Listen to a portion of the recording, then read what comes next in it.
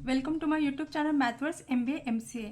देखिए आज मैं आपके लिए लेके आई हूँ टू फेज सिंप्लेक्स मेथड का सेकंड एग्जांपल। फर्स्ट एग्जांपल मैंने नॉन फिजिबल सॉल्यूशन का सॉल्व करके दिखाया था आपको। अभी ये नया वाला एग्जांपल है। देखिए सिंप्लेक्स मेथड में जो एग्जांपल होता है वो अलग अलग दो फेजेस में सॉल्व करना रहता है। तो फेज़ 1 और फेज़ 2 में क्या स्टेप्स परफॉर्म करने हैं वो स्टेप्स मैं एक बार आपको फिर से यहाँ पे रिवाइज करके देती हूँ। तो देखिए फेज़ 1 में क्या होता है, construct an auxiliary LPP leading to a final simplex table containing a initial basic feasible solution to the original problem।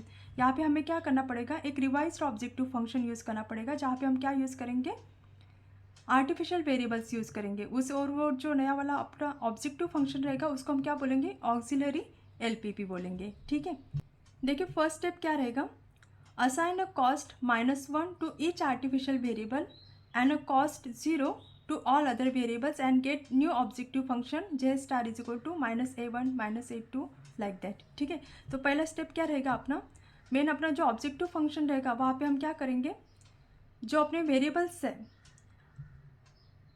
Artificial variable अगर रहेंगे तो वहाँ पे उसका कोएफिशिएंट हम क्या लिखेंगे, -1, और रिमेनिंग जो भी जितने भी वेरिएबल्स रहेंगे उनका कोएफिशिएंट हम क्या लिखेंगे, 0 लिखेंगे। और नया revised objective function auxiliary function हम यहाँ पे यूज़ करेंगे जिसको हम रिप्रेजेंट करेंगे जेड स्टार से।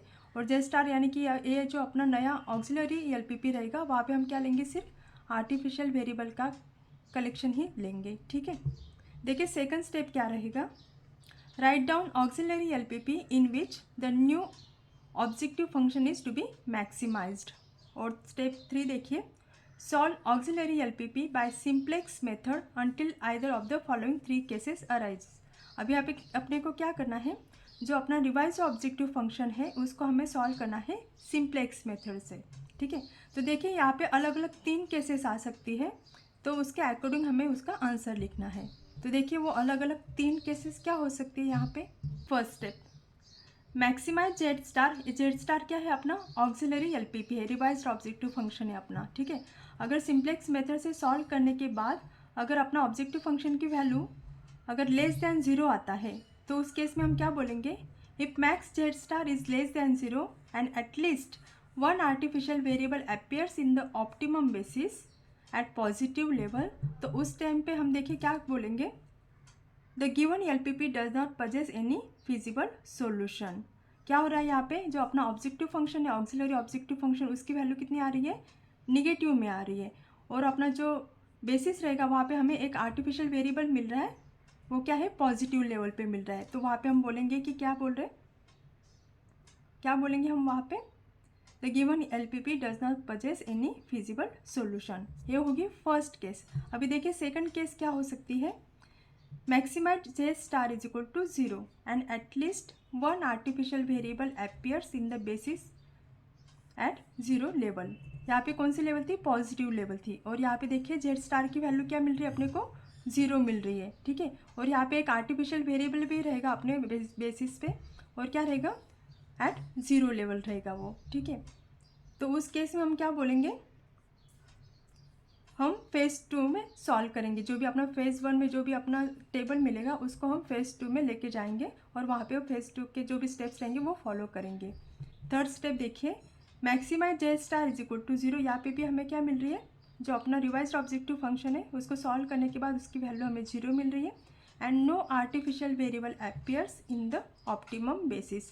तो अगर ऐसे केस भी अगर अपने को मिल रही है तो हम क्या करेंगे, फेज़ 2 में जाएंगे और फेज़ 2 के स्टेप्स हमें परफॉर्म करने हैं। ठीक है, आ गया समझ में। तो देखिए इस तरीके से अलग अलग 3 केसेस हमें मिल सकती है जब हम रिवाइज्ड ऑब्जेक्टिव फंक्शन को सॉल्व करते हैं बाय सिंप्लेक्स मेथड। देखिए phase 2, use solution of phase 1 as a starting solution for the original LPP।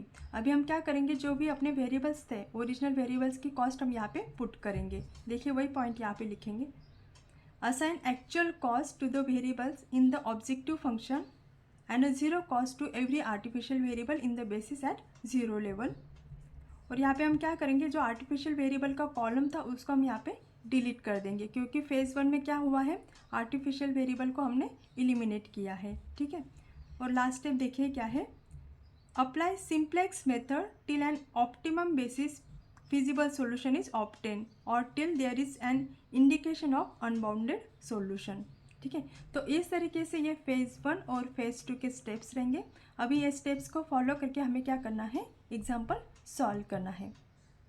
Students देखिए, एग्जाम्पल स्टार्ट करने से पहले आप सबसे मेरी रिक्वेस्ट है, प्लीज़ मेरे वीडियो को एंड तक देखिए और अगर आपको मेरा वीडियो पसंद आया हो तो मेरे चैनल को सब्सक्राइब ज़रूर कीजिए।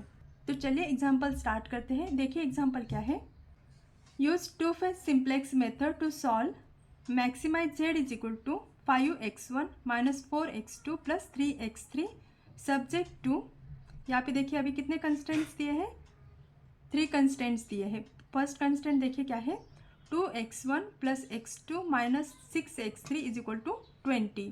सेकेंड कंस्टेंट देखिए 6x1 plus 5x2 plus 10x3 less than और इक्वल टू 76। और थर्ड कंस्टेंट क्या है, 8x1 minus 3x2 plus 6x3 less than और इक्वल टू 50। ठीक है, तो देखिए ये एग्जाम्पल स्टार्ट करने से पहले आपको यहाँ पे 2 बातें देखनी पड़ेगी। फर्स्ट, अपना जो ऑब्जेक्टिव फंक्शन है वो कौन से टाइप का है, मैक्सिमाइजेशन टाइप का है या फिर मिनिमाइजेशन टाइप का है।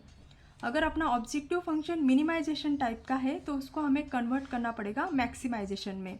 कैसे करेंगे, मल्टीप्लाइंग विथ -1। यहाँ पे जो अपना ऑब्जेक्टिव फंक्शन है वो ऑलरेडी मैक्सिमाइजेशन का है, तो यहाँ पे हमें कन्वर्जन करने की कोई भी ज़रूरत नहीं है। ठीक है, अभी सेकंड थिंग देखते हैं। अपने पास देखिए कौन से टाइप के कंस्टेंट्स है। फर्स्ट कंस्टेंट आप देखिए इक्वल टू टाइप का कंस्टेंट है, राइट। तो जब इक्वल टू टाइप का कंस्टेंट होता है तो वहाँ पे हम क्या करते हैं, आर्टिफिशियल वेरिएबल को ऐड करते हैं। अगर लेस दैन और इक्वल टू टाइप का कंस्टेंट है तो वहाँ पे हम क्या करते हैं, स्लैक वेरिएबल को ऐड करते हैं। और अगर ग्रेटर दैन और इक्वल टू टाइप का कंस्टेंट है तो वहाँ पे हम क्या करेंगे, सरप्लस वेरिएबल को सब्सट्रैक्ट करेंगे और आर्टिफिशियल वेरिएबल को ऐड करेंगे। ठीक है, तो इस तरीके से अलग अलग 3 टाइप के कंस्टेंट में हमें स्टेप्स फॉलो करने हैं। आगे समझ में, एक बार देखिए फिर से रिपीट कर रही हूँ। अगर इक्वल टू टाइप का है तो आर्टिफिशियल वेरिएबल ऐड करेंगे, लेस दैन और इक्वल टू है तो स्लैक वेरिएबल ऐड करेंगे, और ग्रेटर दैन और इक्वल टू टाइप का कंस्टेंट है तो वहाँ पे सरप्लस वेरिएबल सब्सट्रैक्ट करेंगे और आर्टिफिशियल वेरिएबल को ऐड करेंगे। ठीक है, तो यहाँ पे देखिए अपने को इक्वल टू और लेस दैन और इक्वल टू टाइप के कंस्टेंट मिले हैं। तो अभी हम क्या करेंगे, सबसे पहले जो अपना गिवन एलपीपी है उसको हम स्टैंडर्ड फॉर्म में कन्वर्ट करेंगे। ठीक है, स्टैंडर्ड फॉर्म में कन्वर्ट करना यानी कि क्या, जो भी अपने कंस्टेंट्स है उनको इक्वालिटी में कन्वर्ट करना, यानी कि जो भी यहाँ पे साइन रहेगा लेस दैन और इक्वल टू, ग्रेटर दैन और इक्वल टू, तो वहाँ पे हम क्या करेंगे, उसको इक्वालिटी में कन्वर्ट करेंगे। बाय कैसे करेंगे, हम स्लैक वेरिएबल को ऐड करना है, सरप्लस को सब्सट्रैक्ट करना है और आर्टिफिशियल वेरिएबल को ऐड करना है। ठीक है, तो चलिए अब क्या करते हैं, हम इसका सॉल्यूशन निकालते हैं।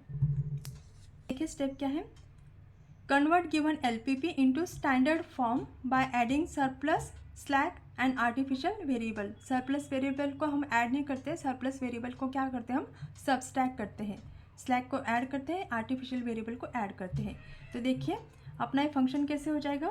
तो इस तरीके से हमने क्या किया, जो अपना ऑब्जेक्टिव फंक्शन था उसको स्टैंडर्ड फॉर्म में कन्वर्ट किया है। ठीक है, अभी हमें क्या करना है, फेज़ 1 में सॉल्व करना है। फेज़ 1 में हम क्या लेंगे, अभी ऑक्सिलरी ऑब्जेक्टिव फंक्शन लेंगे। और ऑक्सिलरी ऑब्जेक्टिव फंक्शन में क्या करेंगे हम, देखिए अभी हम क्या करेंगे, फेज़ 1 में अपना new revised objective function use करेंगे। तो वो कैसे होगा, अभी देखिए यहाँ पे हम क्या करेंगे, 0x1 plus 0x2 plus 0x3 plus कितने स्लैक वेरिएबल है, 2, 0s1 प्लस 0s2 और स्लैक, और यहाँ पे देखिए आर्टिफिशियल वेरिएबल कितने हैं, 1, उसका कोएफिशिएंट हमें क्या लेना है, -1, यानी कि ये क्या हो जाएगा, a1। तो ये क्या हो गया अपना न्यू रिवाइज्ड ऑब्जेक्टिव फंक्शन, जिसको हम क्या बोलते हैं, auxiliary objective function, auxiliary LPP बोलेंगे। ठीक है, कैसे लिया, जितने भी वेरिएबल्स हैं अपने पास x1, x2, x3, s1, s2, उनके कोएफिशिएंट क्या लिया हमने, 0 लिए, और जो आर्टिफिशियल वेरिएबल है उसका कोएफिशिएंट क्या रहेगा यहाँ पे, -1। और यहाँ पे देखिए सब्जेक्ट 2, और अपने जो कंस्टेंट थे वो मैंने एज इट इज़ यहाँ पे लिख के लिए है, 2x1, x2, x3, s1, s2, a1 greater than और इक्वल टू क्या रहेगा, 0 रहेगा। ठीक है, तो इस तरीके से ये बन गया अपना ऑक्सिलरी एलपीपी। तो देखिए इनिशियल बेसिक फिजिबल सॉल्यूशन हम कैसे निकालेंगे, x1 x2 x3 की वैल्यू क्या पुट करेंगे, हम 0 पुट करेंगे। तो देखिए हमें यहाँ पे क्या मिल जाएगा, यहाँ पे देखिए अगर हम x1 x2 x3 की वैल्यू 0 पुट करेंगे तो क्या मिलेगा, a1 इज इक्वल टू 20, यहाँ पे क्या मिलेगा s1 इज इक्वल टू 76 और यहाँ पे क्या मिलेगा s2 is equal to 50। We get a1 is equal to 20, s1 is equal to कितना 76 और s2 कितना आ गया यहाँ पे 50। ठीक है, तो इस तरीके से आ गया अपना ये इनिशियल बेसिक फिजिबल सॉल्यूशन। अभी देखिए हमें क्या करना है, इनिशियल टेबल बनाना है। तो इनिशियल टेबल में क्या करेंगे, हम जितने भी अपने पास वेरिएबल्स है वो सब वेरिएबल्स हम यहाँ पे लेंगे। जैसे कि अभी देखिए एक्स का जो रो होता है वहाँ पे हम क्या करते हैं, जितने भी अपने पास वेरिएबल्स रहते हैं वो पूरे वेरिएबल्स हम यहाँ पे लेते हैं।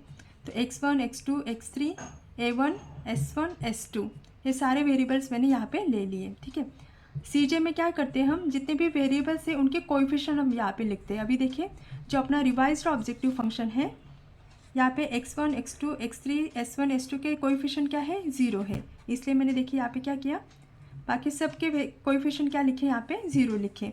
और जो आर्टिफिशियल वेरिएबल है उसका कोएफिशिएंट क्या लिखेंगे, -1। तो यहाँ पे देखिए ए का कोएफिशिएंट क्या लिखा मैंने, -1। ठीक है, अभी ये जो बी है वो क्या करता है, यहाँ पे हमें क्या करना है, बेसिक वेरिएबल्स लेने। कौन कौन से लेंगे, जो हमें इनिशियल बेसिक फिजिबल सॉल्यूशन में मिले हैं वो वेरिएबल्स हम यहाँ पे लेंगे। ये देखिए a1 s1 और s2, a1 s1 और s2। ठीक है, अभी उनके कोएफिशिएंट हम कहाँ पे लिखेंगे, CB के कॉलम में। तो देखिए a1 का कोएफिशिएंट क्या है, -1,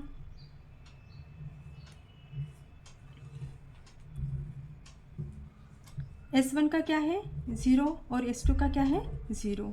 ठीक है, अभी नेक्स्ट क्या करना है, हमें जो अपना फर्स्ट कंस्टेंट है उसके यहाँ पे हम हर एक वेरिएबल के कोएफिशिएंट लिखेंगे। अभी यहाँ पे देखिए x1 का क्या है 2, x2 का क्या है 1, x3 का क्या है -6, a1 का क्या है 1 और s1 s2 यहाँ पे क्या रहेंगे, 0 रहेंगे। तो देखिए मैं क्या करती हूँ, अभी यहाँ पे कोएफिशिएंट लिख के लेती हूँ।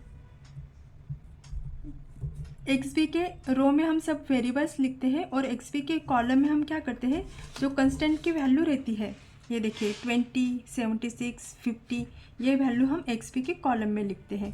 तो यहाँ पे देखिए कितना हो जाएगा, ये 20, ये कितना आ जाएगा 76, ये 50। अभी फर्स्ट कंस्टेंट के, सेकंड कंस्टेंट और थर्ड कंस्टेंट के मैं यहाँ पे कोएफिशिएंट लिख के लेती हूँ। इस तरीके से मैंने यहाँ पे तीनों कंस्टेंट के कोएफिशिएंट लिख के लिए हैं। अभी हमें क्या निकालना है, ZJ निकालना है। तो देखिए ZJ कैसे निकालेंगे हम, इन दोनों का मल्टीप्लिकेशन प्लस इन दोनों का मल्टीप्लिकेशन प्लस इन दोनों का मल्टीप्लिकेशन। ठीक है, तो यहाँ पे देखिए ये तो वैल्यू 0 ही आ जाएंगी, तो इसलिए हमें क्या करना है, हर एक कॉलम के लिए हर एक कॉलम के वैल्यू से हमें मल्टीप्लाई करना है CB के कॉलम से, राइट। तो ये देखिए -1 × 20, तो ये कितना हो जाएगा -20, ये तो 0 ही होगा। नेक्स्ट देखिए -1 × 2 प्लस 0 × 6 प्लस 0 × 8, तो ये वैल्यू तो 0 हो जाएगी। तो यहाँ पे कितना आ जाएगा -2, ये कितना आएगा -1, ये कितना आएगा, ये देखिए 6, ये कितना आएगा -1, ये कितना आएगा 0, ये कितना आएगा 0। अभी हमें क्या निकालना है, ZJ - CJ निकालना है। ZJ - CJ, तो -2 -0, तो ये कितना आ जाएगा -2 -1 6 -1 प्लस 1 कितना आ जाएगा 0, ये आ जाएगा 0, ये आ जाएगा 0। ठीक है, अभी देखिए ऑप्टिमलिटी की कंडीशन क्या होती है कि ZJ - CJ की जितने भी वैल्यूज़ होते हैं पूरे वैल्यूज़ वो क्या होने चाहिए, ग्रेटर दैन और इक्वल टू 0 होने चाहिए, राइट। लेकिन आप यहाँ पे देख सकते हो इनिशियल टेबल में यहाँ पे दो वैल्यूज़ हमें क्या मिल रही है, निगेटिव मिल रही है। इसका मतलब क्या है कि हम ऑप्टिमम सॉल्यूशन हमें यहाँ पे नहीं मिला है, हमें क्या करना पड़ेगा, आगे प्रोसेस करना पड़ेगा। ठीक है, तो अभी देखिए प्रोसेस करने के लिए हमें क्या करना पड़ेगा, यहाँ पे की कॉलम और की रो सिलेक्ट करना पड़ेगा। तो की कॉलम हम कैसे सिलेक्ट करेंगे, bye selecting the most negative value from ZJ - CJ। तो यहाँ पे देखिए दो नेगेटिव वैल्यूज़ है, दोनों में से मोस्ट नेगेटिव कौन सा है -2, कौन से कॉलम में आ रहा है, x1 के कॉलम में आ रहा है। तो हम क्या करेंगे, अभी x1 को यहाँ पे सिलेक्ट करेंगे। देखिए यहाँ पे x1 क्या हो गया, अपना कि कॉलम हो गया, राइट। x1 को क्या बोलेंगे हम, एंटरिंग वेरिएबल बोलेंगे। तो देखिए एंटरिंग वेरिएबल कौन सा हो गया अपना अभी, x1। अभी हमें क्या सिलेक्ट करना है, की रो कैसे सिलेक्ट करेंगे, हमें यहाँ पे क्या करना पड़ेगा, उसके लिए मिनिमम रेशियो फाइंड आउट करना पड़ेगा। तो उसका फार्मूला देखिए क्या होता है, XP डिवाइडेड बाय की कॉलम अभी क्या आ गया अपना x1, और यहाँ पे x1 की क्या वैल्यू क्या होनी चाहिए, ग्रेटर देन 0 होना चाहिए, नेगेटिव वैल्यू हम यहाँ पे नहीं लेते। तो देखिए 20 डिवाइडेड बाय 2, 20 XP की वैल्यू क्या है 20 डिवाइडेड बाय 2, कितना आ गया ये 10 आ गया। नेक्स्ट देखिए 76 डिवाइडेड बाय 6, और थर्ड देखिए 50 डिवाइडेड बाय 8। तो देखिए अगर हम कैलकुलेट करते हैं तो 76 डिवाइडेड बाय 6 कितना आ गया 12.66, और 50 डिवाइडेड बाय 8 अगर कैलकुलेट करते हैं तो कितना आ गया 6.25। तो तीनों में से मिनिमम वैल्यू कौन सी है 6.25 हो, बराबर। यानी कि ये वाला रो कौन सा है S2 का, तो ये S2 क्या बन गया अभी अपना, की रो बन गया। तो अभी हम S2 को यहाँ पे सिलेक्ट करेंगे।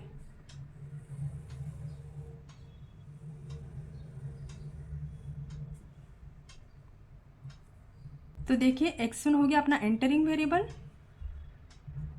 S2 हो गया अपना लिविंग वेरिएबल, और की एलिमेंट यानी कि की रो और की कॉलम का इंटरसेक्शन पॉइंट वो क्या है 8 है। तो 8 क्या हो गया अपना की एलिमेंट, ठीक है। अब यहाँ पे देखिए S2 क्या है, लिविंग वेरिएबल है। तो आप यहाँ पे देख सकते हो S2 की वैल्यूज़ क्या क्या है, 0 0 और 1। S2 लिविंग है, S2 की वैल्यू 0 0 1 है, ठीक है। तो देखिए हमें यहाँ पे जो अपना की कॉलम जो है वहाँ पे भी हमें कौन सी वैल्यूज़ लानी है, S2 की वैल्यूज़ लानी है। यानी कि 8 की जगह पे क्या लाना पड़ेगा 1, 6 की जगह पे क्या लाना पड़ेगा 0, और यहाँ पे भी क्या लाना पड़ेगा 0 लाना पड़ेगा, ठीक है। तो अभी कैसे ऑपरेशन परफॉर्म करें सो दैट हमें यहाँ पे 1 मिले, यहाँ पे 0 मिले और यहाँ पे 0 मिले। तो आगे हमें यहाँ पे अभी जो नया वाला टेबल बनाएंगे तो यहाँ पे हमें ऑपरेशन कुछ परफॉर्म करने पड़ेंगे। तो देखिए मैं क्या करती हूँ, ये फर्स्ट रो जो है उसको मैं बोल लेती हूँ R1, ये रहेगा अपना R2 और ये रहेगा R3, ठीक है। अभी देखिए यहाँ पे मुझे क्या लाना है 1 लाना है। तो मैं क्या करूँगी, जो अब नया टेबल है, नया टेबल में मैं क्या करूँगी, इस रो को बोलूँगी R3 डैश।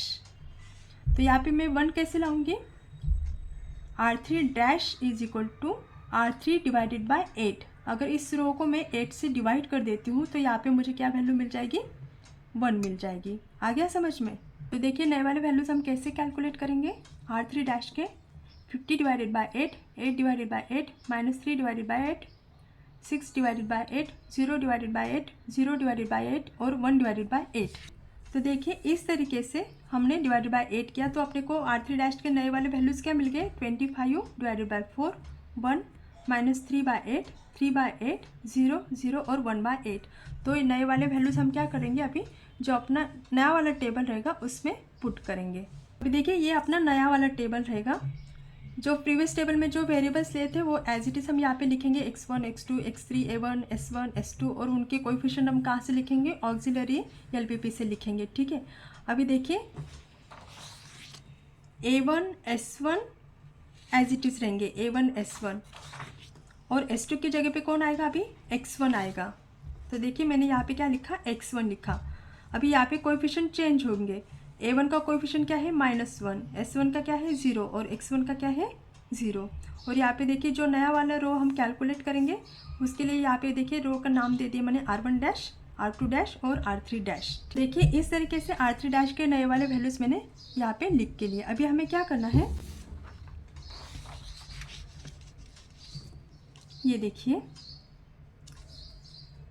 R1 डैश के लिए अभी नए वाले वैल्यूज़ निकालने हैं। यहाँ पे क्या है 2 है, राइट। यहाँ पे हमें क्या लाना है 0 लाना है।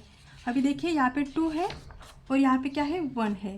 तो हम क्या कर सकते हैं, R3 डैश का यूज़ करके ही हमें क्या करना है, यहाँ पे क्या लाना है 0 लाना है। तो कैसे करेंगे, अगर हम R3 डैश को 2 से मल्टीप्लाई कर देते हैं तो यहाँ पे देखिए यहाँ पे कौन सी वैल्यू आ जाएगी 2 आ जाएगी। और हम क्या करेंगे R1 से 2 R3 डैश को सब्सट्रैक्ट कर लेंगे तो यहाँ पे हमें क्या मिल जाएगा 0 मिल जाएगा। आ गया समझ में कि R1 डैश कैसे ऑपरेशन रहेगा अपने पास, R1 माइनस 2 R3 डैश। तो देखिए यहाँ पे सबसे पहले मैंने क्या कैलकुलेट कर लिया है, 2 से मल्टीप्लाई किया है R3 डैश के वैल्यूज से। देखिए R3 डैश के वैल्यूज क्या मिल गए थे अपने पास, 25/4 1 माइनस 3/8 3/4 0 0 1/8। उसको मैंने मल्टीप्लाई कर लिया 2 से, देखिए, और पूरे वैल्यूज देखिए मैंने यहाँ पे कैलकुलेट कर लिया है। तो 2 से मल्टीप्लाई करने के बाद ये नए वाले वैल्यूज़ मिले। अभी हम क्या करेंगे, R1 की जो वैल्यूज़ है, अभी देखिए R1 की वैल्यूज़ क्या थी, 20 2 1 माइनस 6 1 0 0। ये R1 की वैल्यूज़ है, उसमें से हमने सब्सट्रैक्ट कर लिए -2 R3 डैश। तो देखिए नए वाले वैल्यूज़ अपने को मिल गए यहाँ पे 15/2 0 7/4 माइनस 15/2 1 0 माइनस 1/4। तो नए वाले वैल्यूज़ हम क्या करेंगे, अभी R1 डैश में पुट करेंगे। देखिए स्टूडेंट्स, यहाँ पे मैं एक एक वैल्यू का कैलकुलेशन करके आपको दिखा सकती हूँ, लेकिन वो बहुत लेंदी हो जाएगा वीडियो, इसलिए मैंने ये कैलकुलेशन जो भी ऑपरेशन मैं परफॉर्म कर रही हूँ यहाँ पे, तो ऑपरेशन मैंने लिख के रखे हुए और कैलकुलेशन भी करके रखे हुए यहाँ पे। अगर आपको कहीं पे भी डिफ़िकल्टी आ रही है तो आप वीडियो पॉज कर लेना और ये जो कैलकुलेशन किया है ये आप अच्छे से यहाँ पे देख सकते हो और खुद से ये ऑपरेशन परफॉर्म कर सकते हो। ठीक है, वीडियो लेंदी हो जाएगा इसलिए मैंने ये कैलकुलेशन पहले से कैलकुलेट यहाँ पे करके रखा हुआ है, सो दैट आपको भी अंडरस्टैंडिंग के लिए ये इजी हो जाए। -15/2 1 0 और यहाँ पे आएगा -1/4। तो इस तरीके से हमारे ये हो गए वैल्यूज़ R1 डैश के लिए। अभी हमें कैलकुलेट करना है R2 डैश के लिए। अभी देखिए यहाँ पे हमने 0 ला लिया, अभी यहाँ पे भी हमें क्या लाना है, 0 लाना है। ठीक है, तो कैसे करेंगे, अभी देखिए जो हमने नया कैलकुलेशन किया है तो यहाँ पे हमें क्या वैल्यू मिली है, 1 वैल्यू मिली है। ठीक है, और यहाँ पे क्या है, 6 है। तो हम क्या करेंगे, R3 को 6 से मल्टीप्लाई करेंगे तो यहाँ पे वैल्यू क्या मिल जाएगी, 6 मिल जाएगी, राइट। तो R2 डैश कैसे मिल जाएगा अपने को, R2 यानी कि 6 value, R2 dash is equal to R2 minus 6 into R3 dash. तो देखिए सबसे पहले मैं क्या करूँगी, R3 डैश को 6 से मल्टीप्लाई किया है, ये नए वैल्यूज़ मुझे यहाँ पे मिल गए हैं। उसके बाद में क्या करूँगी, मैं R2 के जो वैल्यूज़ थे ओरिजिनल वैल्यूज़, उसमें से मैं क्या करूँगी, 6 R3 डैश को वैल्यूज़ को सब्सट्रैक्ट करूँगी। ठीक है, यहाँ पे देखिए पूरा कैलकुलेशन मैंने लिखा हुआ है, अच्छे से पूरा सॉल्व करके रखा हुआ है, आपको कहीं पे भी डिफ़िकल्टी यहाँ पे नहीं आएगी। एक एक वैल्यू मैंने यहाँ पे आपके लिए कैलकुलेट करके रखी हुई है। तो देखिए R2 डैश के नए वाले वैल्यूज़ अभी क्या मिल गए अपने को, ये वाले वैल्यूज़ मिल गए। अभी हम क्या करेंगे, इनको अपना जो नया टेबल है उसमें ये पुट कर लेते हैं। इस तरीके से देखिए अभी ये अपने को वैल्यूज़ मिल गए। JJ माइनस CJ की वैल्यू निकालनी पड़ेगी, राइट। तो देखिए यहाँ पे हमें क्या करना पड़ेगा, सबसे पहले JJ निकालना पड़ेगा। अभी इन दोनों का मल्टीप्लिकेशन देखिए कितना हो जाएगा, -15/2। ये तो 0 है, ये भी 0 आ गया। नेक्स्ट देखिए यहाँ पे भी क्या आ जाएगा, 0 आ जाएगा। यहाँ पे कितना आएगा, -7/4। यहाँ पे कितना आएगा, 15/2। इन दोनों का देखिए, इन दोनों का मल्टीप्लिकेशन, ये वैल्यूज़ तो 0 हो गई। नेक्स्ट देखिए -1, ये 0 हो गया और यहाँ पे देखिए 1/4। अभी क्या करेंगे, ZJ माइनस CJ निकालेंगे। तो यहाँ पे कितना देखिए क्या हो गया, 0 हो गया। यहाँ पे -7/4, यहाँ पे 15/2 -1 + 1 तो 0 हो गया। यहाँ पे 0 हो गया, यहाँ पे भी कितना हो गया, 1/4। ठीक है, अभी देखिए अपना ऑप्टिमैलिटी की कंडीशन क्या होती है, ZJ माइनस CJ क्या होनी चाहिए, ग्रेटर देन और इक्वल टू 0 होनी चाहिए, राइट। लेकिन आप यहाँ पे देख सकते हो कि एक वैल्यू जो है वो क्या आ रही है, निगेटिव आ रही है, राइट। यानी कि हम यहाँ पे ऑप्टिमैलिटी की कंडीशन तक नहीं पहुँचे हैं। तो यहाँ पे हमें क्या करना पड़ेगा, फिर से की रो और की कॉलम को फाइंड आउट करना पड़ेगा। ठीक है, अभी देखिए की कॉलम कैसे सिलेक्ट करेंगे हम, bye selecting the most negative value from ZJ minus CJ। लेकिन आप इस टेबल में देख सकते हो कि एक ही वैल्यू मिली है हमें नेगेटिव, तो ये X2 क्या हो जाएगा, अभी अपना की कॉलम हो जाएगा। उसके बाद में देखिए हमें क्या करना है, की रो सिलेक्ट करना है। तो कैसे सिलेक्ट करेंगे, bye selecting the minimum ratio. अभी हम मिनिमम रेशो फाइंड आउट करेंगे, तो कैसे करेंगे, XP डिवाइडेड बाय, अभी की कॉलम कौन सा हो गया अपना, X2। तो XP divided by X2 where X2 की वैल्यू क्या होनी चाहिए, it should be greater than 0। तो देखिए कैसे करेंगे, ये 15/2 डिवाइडेड बाय 7/4। नेक्स्ट देखिए 77/2 डिवाइडेड बाय 29/4। और यहाँ पे देखिए ये क्या है, निगेटिव है, तो हम यहाँ पे कैलकुलेशन नहीं करेंगे, तो यहाँ पे मैं क्या कर देती हूँ, नील कर देती हूँ। ठीक है, तो देखिए इन दोनों में अभी मिनिमम रेशो कौन सा है, तो यहाँ पे देखिए इसका अगर कैलकुलेशन करते तो वैल्यू कितने आ गई 4.28, और इसका कैलकुलेशन करने के बाद वैल्यू कितने आ गई अपने पास 5.31। दोनों में मिनिमम कौन सा है 4.28, यानी कि इस पर्टिकुलर रो को हम अभी सिलेक्ट करेंगे।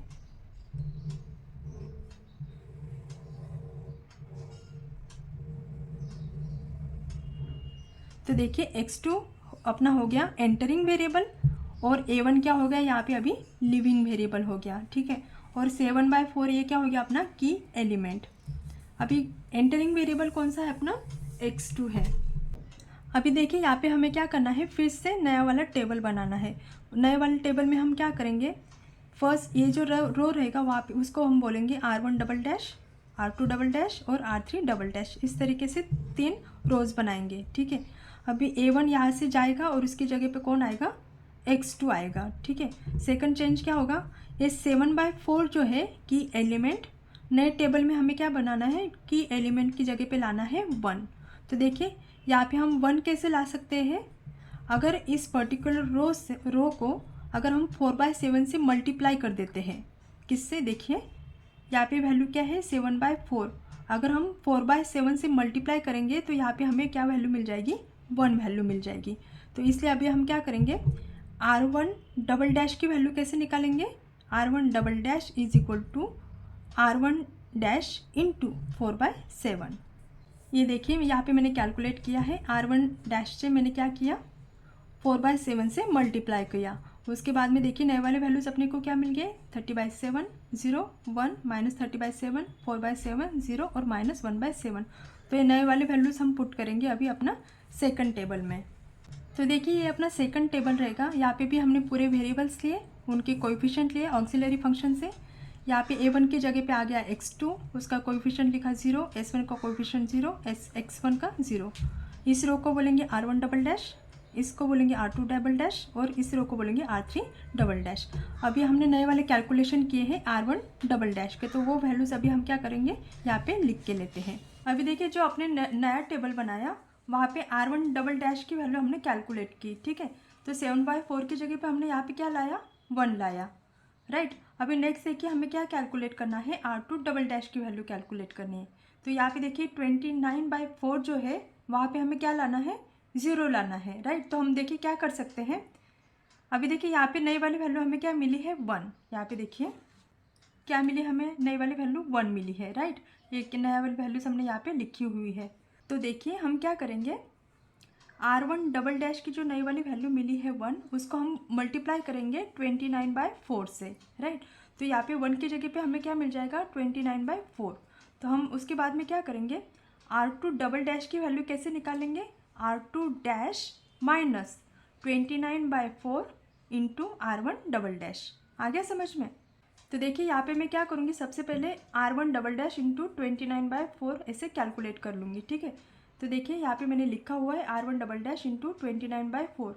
तो पूरे वैल्यू जो है R1 डबल डैश के उनको मैंने मल्टीप्लाई किया है 29/4 से। तो देखिए नए वाले वैल्यूज़ हमें वहाँ पे क्या मिल रही है, 435 divided by 14 0, 29/4 minus 435 divide by 14 29/7 0 और माइनस 29/28। तो ये वाले वैल्यूज़ अपने को मिल गई है ये इसकी। ठीक है, अभी हम क्या करेंगे, इस टर्म के लिए वैल्यू हमने कैलकुलेट किया है। अभी हम क्या करेंगे, इस वैल्यूज़ को हम सब्सट्रैक्ट करेंगे R2 डैश से। तो देखिए यहाँ पे फाइनल कैलकुलेशन होगा R2 डबल डैश के लिए। तो R2 डैश की वैल्यूज़ ऊपर लिखी है minus R1 double dash into 29/4, वो वैल्यू यहाँ पे सब्सट्रैक्ट किया है। तो देखिए इस तरीके से हमें ये नए वाले वैल्यूज़ यहाँ पे मिल गए हैं। देखिए स्टूडेंट्स यहाँ पे मैंने पूरा कैलकुलेशन करके रखा हुआ है, आप वीडियो पॉज करके ये सारे कैलकुलेशंस यहाँ पे देख सकते हो। यहाँ पे मैंने कैलकुलेशन स्टेप बाय पूरा किया नहीं है, क्योंकि अगर मैं कैलकुलेशन यहाँ पे आपको करके दिखाऊंगी तो मेरा ये जो वीडियो है वो बहुत लेंदी हो जाएगा, इसलिए यहाँ पे मैंने ये कैलकुलेशन ऑलरेडी करके रखा हुआ है। अगर आपको चाहिए तो आप वीडियो पॉज करके ये सारे कैलकुलेशन आप देख सकते हो और खुद से कैलकुलेशन कर सकते हो। ठीक है, तो देखिए अभी मैं क्या करूँगी, R2 के नए वाले वैल्यूज़ अपने टेबल में लिख के लेती हूँ। तो देखिए यहाँ पे क्या आ जाएगा, 52/7, यहाँ पे आएगा 0, यहाँ पे आएगा 0, यहाँ पे कितना आएगा 256/7 -29/7, यहाँ पे आएगा 1 और यहाँ पे आएगा 2/7। ठीक है, अभी हमें नए वाला कैलकुलेशन करना है x1 रो के लिए। ये देखिए R3 का कैलकुलेशन हम करेंगे, R3 प्लस 3/8 इंटू R1 देखिए यहाँ पे जब भी हम कैलकुलेशन करते हैं ना रिमेनिंग वेरिएबल्स के लिए, तो सबसे पहले देखिए ये टेबल में क्या करते हैं, जो की एलिमेंट होता है ना सबसे पहले हम उसको 1 बनाते हैं और बाद में जो भी की कॉलम में आने वाले जितने भी वेरिएबल्स की वैल्यू होती है, ये वाली वैल्यूज़ सबको हमें करना रहता है 0। बट ये 0 कैसे करेंगे हम, ये नए वाले जो वैल्यू हम कैलकुलेट करेंगे यहाँ पे की एलिमेंट की वैल्यू 1 लाने के बाद, राइट, तो वो वैल्यू यूज़ करके ही हमें यहाँ पे क्या लाना है, 0 लाना है। ठीक, तो देखिए सबसे पहले हम क्या कैलकुलेट करेंगे, 3/8 इंटू R1 तो देखिए यहाँ पे मैंने वो कैलकुलेशन किया है, ये नए वाले वैल्यूज़ मिल गई अपने को, 45/28 0, 3/8 माइनस 45/28 3/14 0 और -3/56। ये कैलकुलेशन किसकी है, 3/8 इंटू R1 की। अभी हम क्या करेंगे, ये सारे वैल्यूज़ हम ऐड करेंगे R3 में। तो देखिए R3 की ये वैल्यूज़ मैंने यहाँ पे लिखी है ऊपर और 3/8 इंटू R1 की वैल्यू यहाँ पे लिखी है। अभी मैं इन दोनों का क्या करूँगी, यहाँ पे एडिशन करूँगी। तो एडिशन करने के बाद ये देखिए R3 की वैल्यूज़ मिल गई अपने को, 55/7 1 0 -6/7 3/14 0 और 1/14। ठीक है, तो ये नए वाले वैल्यूज़ मैं अभी पुट करूँगी नए टेबल में R3 के लिए। देखिए यहाँ पे भी मैंने कुछ कैलकुलेशन करके दिया है आपके इजी अंडरस्टैंडिंग के लिए, क्योंकि क्या होता है कुछ बच्चों को यहाँ पे समझ में नहीं आता है कि मैम यहाँ पे 25/4 प्लस 45/28 है, तो इन दोनों का हम एडिशन कैसे करेंगे, तो वो एडिशन भी मैंने यहाँ पे करके दिया हुआ है। तो देखिए इस तरीके से यहाँ पे मैंने क्या किया, R3 की वैल्यू लिख के ली। उसके बाद में नेक्स्ट स्टेप अपना क्या रहेगा, यहाँ पे हमें ZJ की वैल्यू कैलकुलेट करनी है। तो वो कैसे करते हैं हम, तो देखिए यहाँ पे 0 into this value plus 0 into 52/7 plus 0 into 55/7, तो यहाँ पे 0 होने की वजह से यहाँ पे क्या होगा, इन दोनों का मल्टीप्लिकेशन 0 ही आ जाएगा। यहाँ पे भी देखिए इन दोनों का मल्टीप्लिकेशन प्लस इन दोनों का मल्टीप्लिकेशन प्लस इन दोनों का मल्टीप्लिकेशन 0, यहाँ पे भी 0 प्लस 0 प्लस 0। ठीक है, तो यहाँ पे ऑल टर्म क्या हो जाएंगे, 0 आ जाएगी। ठीक है, उसके बाद में देखिए ZJ माइनस CJ, अभी ZJ की वैल्यू नीचे है और यहाँ पे CJ की वैल्यू है, तो ये देखिए क्या आ जाएगा 0, ये देखिए 0 0, ये आ जाएगा 1, क्योंकि क्या है 0 माइनस -1, तो यहाँ पे आ जाएगा 1, यहाँ पे आएगा 0, यहाँ पे भी आएगा 0। ठीक है, तो इस तरीके से अपना ये नया टेबल अभी बन गया है, राइट। उसके बाद में हमें क्या करना है, अभी ऑप्टिमैलिटी की कंडीशन चेक करनी है। तो वो कंडीशन क्या होती है, ZJ माइनस CJ की अगर ऑल वैल्यूज़ ग्रेटर दैन और इक्वल टू 0 होता है तो वो क्या होता है, अपना ऑप्टिमम सॉल्यूशन होता है। अभी आप यहाँ पे देख सकते हो कि सभी वैल्यूज़ क्या है, यहाँ पे ग्रेटर दैन और इक्वल टू 0 है। तो यहाँ पे देखिए हम क्या बोल सकते हैं, since all ZJ minus CJ are greater than और equal to 0 and optimum solution to the auxiliary LPP has been obtain. ये सॉल्यूशन हमने किसके लिए निकाला है, ऑक्सिलरी फंक्शन के लिए। ये किसका सॉल्यूशन निकाला हमने, ऑक्सिलरी जो अपना ऑब्जेक्टिव फंक्शन था, रिवाइज्ड ऑब्जेक्टिव फंक्शन था, उसका सॉल्यूशन निकाला है। ठीक है, also maximum of Z star is equal to 0, आप यहाँ पे देख सकते हो वैल्यू कितना मिला है अपने को, 0 मिला है, with no artificial variable in the basis. आप यहाँ पे देख सकते हो बेसिस में कौन कौन से वेरिएबल है, x2 है, s1 और x1 है, यहाँ पे आर्टिफिशियल वेरिएबल अभी एक भी नहीं है। तो अभी हम यहाँ पे क्या बोल सकते हैं, now we go to phase 2। देखिए यहाँ पे अपनी कौन सी कंडीशन फुलफिल हो रही है, ये देखिए जो मैंने 3 केसेस बताए थे आपको अलग अलग, उसमें से थर्ड वाला स्टेप देखिए, maximum of Z star is equal to 0। अपने को वैल्यू क्या मिली यहाँ पे, ये देखिए जेड स्टार की वैल्यू क्या मिली है अपने को, 0 मिली है। Maximum Z star is equal to 0 and no artificial variable appears in the optimum basis. तो क्या उस टाइम पे हम क्या करेंगे, वी गो टू फेज 2। देखिए फेज 2 में हम क्या करेंगे, here we consider actual cost associated with the original variables, delete artificial variable column from table as it is eliminated in phase 1। अभी देखिए फेज 2 में क्या होगा, अपना ये जो टेबल है वो एज इट इज़ आ जाएगा, ठीक है।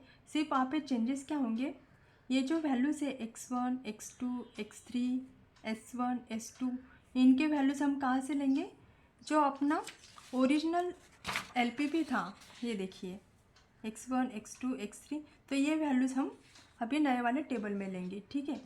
और यहाँ पे भी देखिए x2, s1 और x1, उनकी भी वैल्यूज़ हम नए वाले वैल्यूज़ यहाँ पे पुट करेंगे, ठीक है।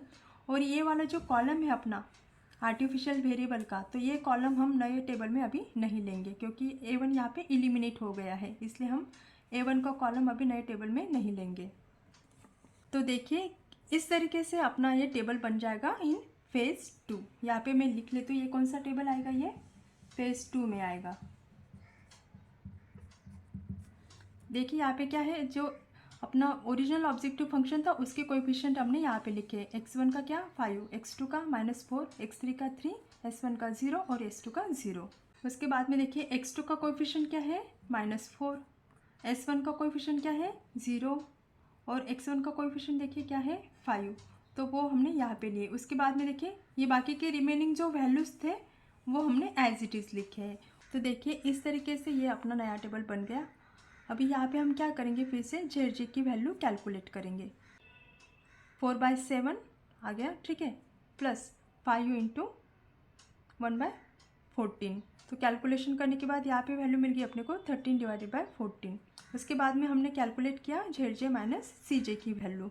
तो यहाँ पे देखिए 5 - 5 0 हो गया, -4 + 4 0 हो गया, 90/7 -3 कैलकुलेशन करने के बाद कितना आ गया 69/7, 0 - 0 0 हो गया, 13/14 -0 तो कितना हो गया 13/14। तो इस तरीके से आप टेबल में देख सकते हो कि जेड जे माइनस सी जे की जितने भी वैल्यूज़ है वो क्या हो गए, ग्रेटर देन और इक्वल टू 0 हो गए हैं, राइट। यानी कि हम यहाँ पे ऑप्टिमलिटी की कंडीशन तक पहुँच गए हैं। अब हम यहाँ पे क्या बोल सकते हैं, since all Zj minus Cj are greater than or equal to 0 an optimum basic feasible solution has been reached, right? Hence an optimum feasible solution to the given LPP is कि x1 की value क्या है 55/7, x2 की value क्या है 30/7, x3 नहीं है तो x3 की वैल्यू हम क्या पुट करेंगे 0 पुट करेंगे, राइट। और जो अपना नया जो अपना फंक्शन था original, right, original objective function, तो उसका यहाँ पे कॉस्ट कितनी आ गई 155/7। तो देखिए यहाँ पे x1 की वैल्यू आ गई 55/7, x2 आ गया 30/7, x3 आ गया 0 and maximum of z is equal to कितना आ गया 155/7। आ गया समझ में। तो इस तरीके से ये एग्जाम्पल हमने सॉल्व किया है 2 फेज सिंप्लेक्स मेथड यूज़ करके। आई होप कि आपको एग्जाम्पल समझ में आया होगा। फिर भी अगर आपको कहीं पे भी डिफ़िकल्टी आ रही है, कोई भी स्टेप अगर आपको समझ में नहीं आ रही है तो आप मुझे कमेंट में लिख सकते हो। Thank you.